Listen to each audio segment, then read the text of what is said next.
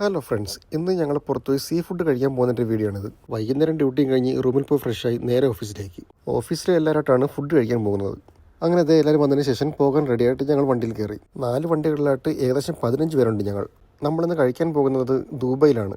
ഏകദേശം 45 മിനിറ്റ് ഉണ്ട് ഞങ്ങളുടെ ക്യാമ്പിൽ നിന്നും ദുബൈയിലേക്കുള്ള ദൂരം. ഇത് ഈ കാണുന്നതാണ് നിയോം സീപോർട്ട്. ഇതെല്ലാം ഒക്സഗോൺ പ്രൊജക്റ്റിൻ്റെ ഒരു ഭാഗമായിട്ട് വരുന്നതാണ്. അങ്ങനെ ഞങ്ങൾ ദുബൈ എത്തി. ഇതും കടലുമായിട്ട് ചേർന്ന് നടക്കുന്ന ഒരു സ്ഥലം തന്നെയാണ്. വളരെ മനോഹരമായിട്ടുള്ള ഒരു ബീച്ചാണിത്. വൈകുന്നേരം ഒരുപാട് ആളുകൾ ഈ ബീച്ചിൽ വന്ന് എൻജോയ് ചെയ്തതായിട്ട് നിങ്ങൾക്ക് ഈ വീഡിയോയിൽ കാണാൻ സാധിക്കും.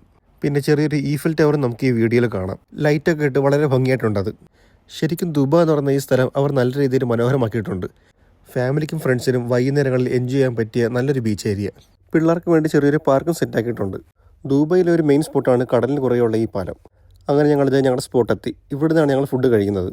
നേരത്തെ വിളിച്ചു പറഞ്ഞതുകൊണ്ട് ഞങ്ങളുടെ ടേബിളൊക്കെ ഇവിടെ റെഡിയാക്കിയിട്ടുണ്ട്. ഇതാണ് ഇവിടുത്തെ വ്യൂ. ഒരു രക്ഷയില്ലാത്ത വ്യൂ ആണിത്. ഈ കടലിനോട് ചേർന്നിരുന്നാണ് ഞങ്ങൾ ഫുഡ് കഴിക്കുന്നത്. ഈ കാണുന്നതൊക്കെ ഇവിടുത്തെ ഫിഷിംഗ് ബോട്ടാണ്. പിന്നെ നമ്മുടെ നാട്ടിലെ ബോട്ട് പോയല്ല, മോഡൽ വൈസ് കുറച്ച് വ്യത്യാസമൊക്കെ ഇവിടുത്തെ ബോട്ടിന്. നമുക്ക് നടക്കാനായിട്ട് ചെറിയൊരു നടപ്പാലമുണ്ട് ഇവിടെ. ഇതൊക്കെയാണ് ഇന്നിവിടെ അവൈലബിൾ ആയിട്ടുള്ള മീൻ. ഞങ്ങൾ ഓൾറെഡി ഇതിൽ നിന്ന് സെലക്ട് ചെയ്ത് കൊടുത്തിട്ടുണ്ടായിരുന്നു. ഞങ്ങളുടെ ടീം മൊത്തം ഇവിടെ വെയിറ്റിംഗ് ആണ്. ആദ്യം സാലഡ് വന്നു, പിന്നീട് മയോണൈസ്, പിന്നീട് ഫ്രഞ്ച് ഫ്രൈസ്.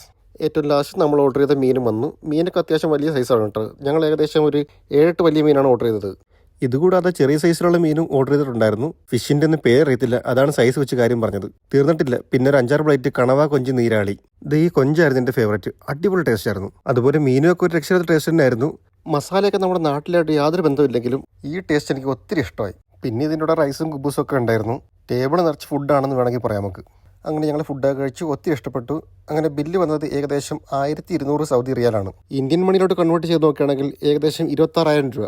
ബില്ലൊക്കെ സെറ്റ് ചെയ്ത് ഞങ്ങൾ നേരെ പോയത് ഹിബിസ്കസ് ജ്യൂസ് കുടിക്കാനാണ്. അതായത് ചെമ്പരത്തിയുടെ ജ്യൂസ്. ഞങ്ങളുടെ എല്ലാവരുടെയും ഫേവറേറ്റാണ് ഹിബിസ്കസ് ജ്യൂസ്. ഒരു രക്ഷയില്ലാത്ത ടേസ്റ്റാണ് അതിന്.